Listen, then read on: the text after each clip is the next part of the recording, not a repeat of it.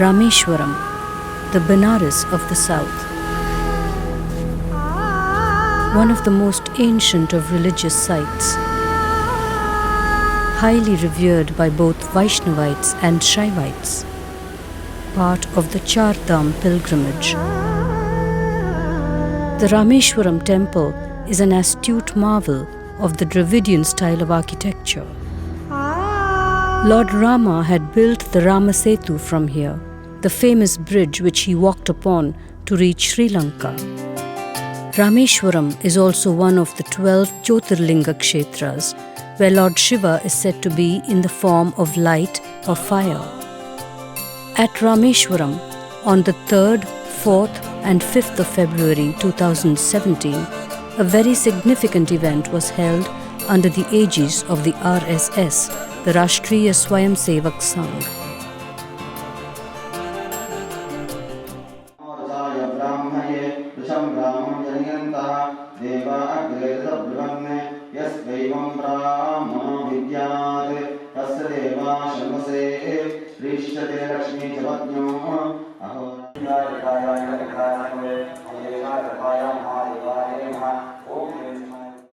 This was a puja, a yajna, to Lord Shiva as Lord Somashekara, conducted according to the Agama Shastras.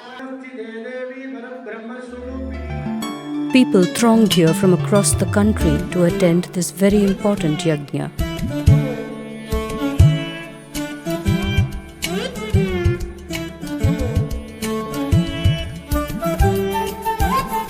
சாதாரண யாகம் போய் நடக்கிற மாதிரி அல்ல. 108 ஹவன குண்டங்களில் வேத மந்திரங்கள் பூர்ணமான உச்சரிப்போ நல்ல உச்சரிப்போடு கூடி சொல்லி நடக்கும் யாகத்தில் நாமெல்லாம் செய்யணும்னு தேவையில்லை. அங்க வந்தா மட்டும் போதும். அந்த ஏரியா அந்த பக்கத்துல வந்து இருந்தாலுமே பகவானோட அனுகிரகம் நமக்கு கிடைக்கும். आरएसएस के सभी कार्यकर्ता और प्रमुख श्री शंकर जी का मैं शुक्रिया गुजार करता हूं कि हमारी जमीन में ये भूमि पवित्र हुआ कि फर्स्ट प्रोग्राम रामेश्वर दादा के चरणों में समर्पित होने जा रहा है। कावेरी माता की, श्री रामनाथ स्वामी जी की, श्री राम जन्मभूमि की। Food and stay were organized for all visitors here.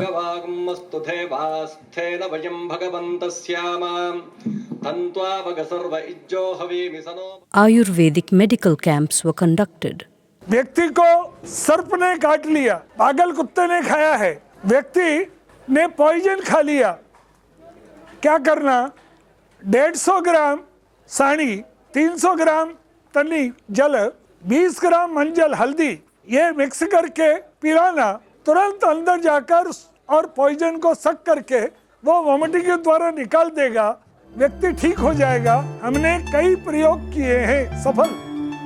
There was an exhibition on the greatness and value of the indigenous cow.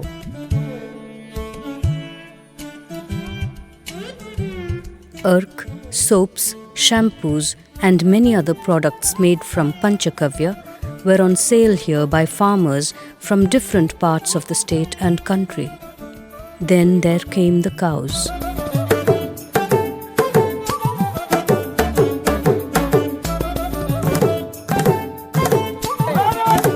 जय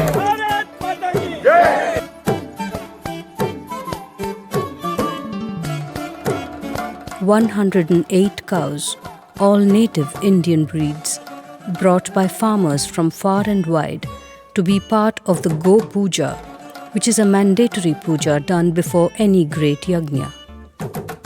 Thousands of devoted Indians came to pay their respects to the cow and made auspicious offerings to them. The cows, the puja, the people, their prayers, the divine chanting of slokas and mantras. It was an amazing sight and an awesome feeling. To the lay person watching the whole event, there were many questions that arose in the mind.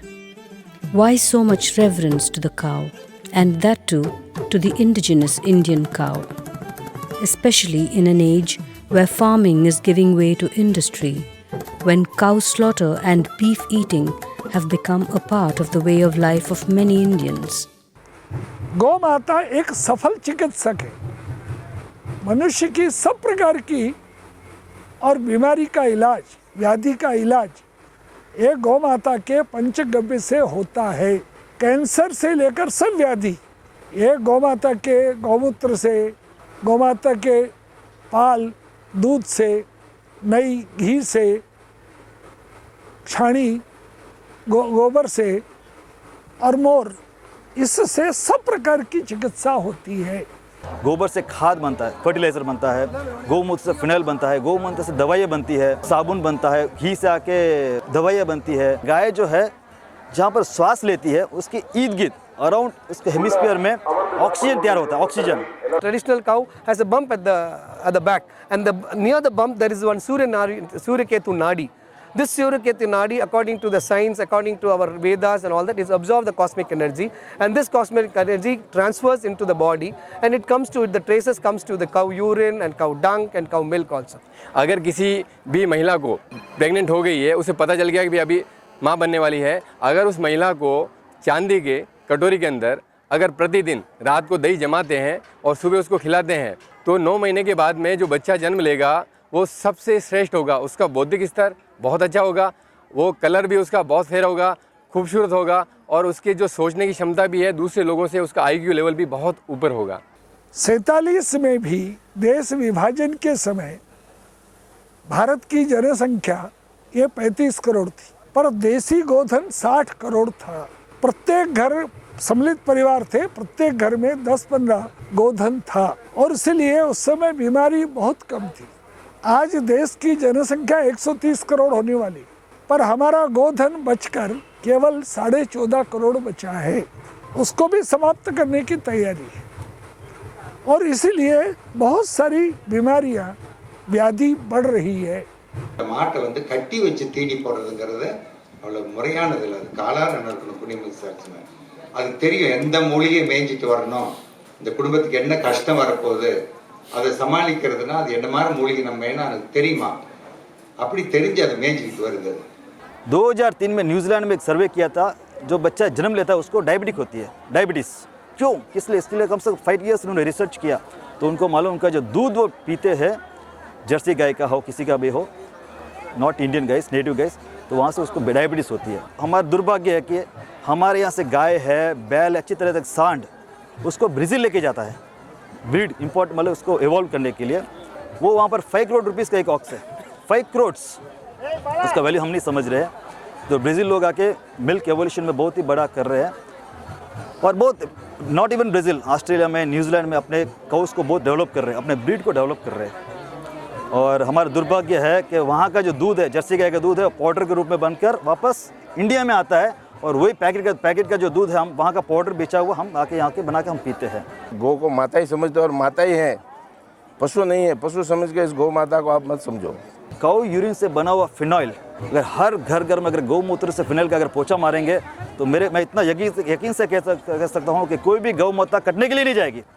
मरने के बाद भी अपनी गौ माता 3 प्रकार का और मैन्योर खाद देकर जाती है।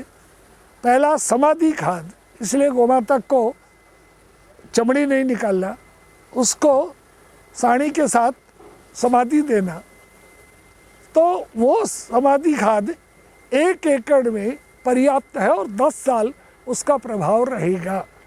फिर उसके जो कुंभ है, उससे कुंभ खाद, वो केवल 30 ग्राम खाद, वो 1 एकड़ के लिए पर्याप्त होगा। फिर उसके कुंभ से सिलिका खाद, वो 1 ग्राम खाद 1 एकड़ के लिए पर्याप्त है। 1200 एकड़ की खेती हम 4 साल में एक गाय, बैल, सांड के और कुंभ से सिलिका खाद बनाकर कर सकते हैं। 25% प्रोडक्शन इंक्रीज हो जाएगा, टेस्ट और उसकी सारी गुणवत्ता बढ़ जाएगी। So wherever these cow matas are there, please go and see. The water level would definitely have come up. நீண்ட கால அடிப்படையில் வறட்சி, வெள்ளம் போன்ற எல்லா காலத்துக்கும் கால்நடைகள் நம்மளோட இருந்தா மட்டும்தான், மாடுகள் இருந்தா மட்டும்தான் நாம் விவசாயம் தொடர்ந்து செய்ய முடியும்। அதிக எண்ணிக்கையில மாடுகள் இருந்தா மட்டுமே இவ்வளவு பெரிய மக்கள் தொகைக்கு உணவளிக்க முடியும்। और अभी जो है पेस्टिसाइड्स है, इंसेक्टिसाइड्स है, सब तरह के जो कीटनाशक वगैरह केमिकल डाल के उसको खेती को बर्बाद कर दिया। वापस अगर हमारे खेती को उपजाऊ करानी है तो वापस इस गौ माता का पालन करना होगा। इस गौ माता के गोम्य, गौमूत्र, गोबर से खेती करनी पड़ेगी, तो ही हमारी जो बंजर जो ज़मीन है उसको हम उपजाऊ कर सकते हैं। அந்த பக்கம் படத்தில் பார்த்துருப்பீங்க, ஆலாம்பாடி பர்கூர் 2 இனத்தை போட்டிருப்பாங்க. அந்த 2 மாடு சாப்பிட்ற சாப்பாட்டை ஒரு காங்கேயம் சாப்பிடும், 2 காங்கேயம் சாப்பிட்றது ஒரு டில்லியரும் சாப்பிடும், 2 டில்லியரும் சாப்பிட்றது ஒரு ஃப்ரீசியன் சாப்பிடும். இத்தனை அளவுக்கு சாப்பாடு அதிகமாக கொடுக்க வேண்டிய மாட்டை கொண்டுட்டு வந்து கப்பல் ஏற்றி இங்கே கொண்டுட்டு வந்து கொடுத்துட்டு தீவனத்தை எங்கடான்னா 16 மடங்கு குறைச்சிட்டான். வரப்புக்கு கீழே தான் இருக்குது கதிர், வரப்புக்கு மேலே இல்லை. இந்த பிள்ளை போட்டு எப்படி தீவனம் கட்டுப்படி ஆகும்? விவசாயி அழிஞ்சு கடங்காரனானதுக்கு இது ஒரு காரணம்.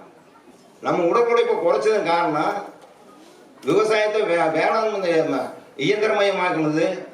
இதெல்லாம் என்ன பண்ணுச்சுன்னு கேட்டிங்கன்னா வரக்கூடாத வியாதியெல்லாம் வந்துருச்சு. அதை மீட்டெடுப்பதற்காகத்தான் இன்னைக்கு இந்த சங்கமம் நடக்குது.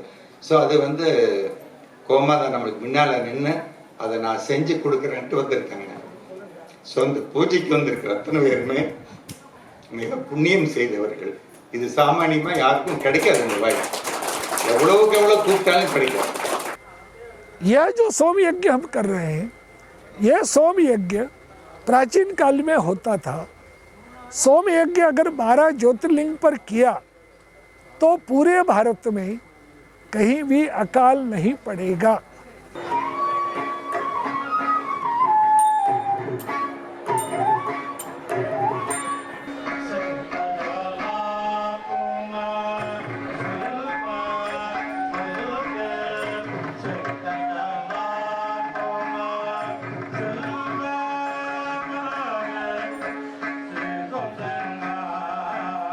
The yajna was an experience beyond compare.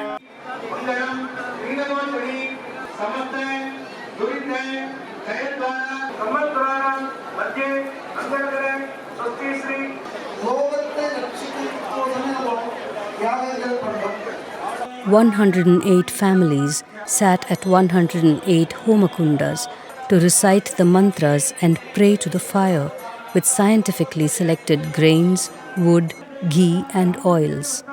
To the English-educated 21st century viewer who grew up in a post-colonial India where such practices were not a very integral part of life, there were many questions to be answered.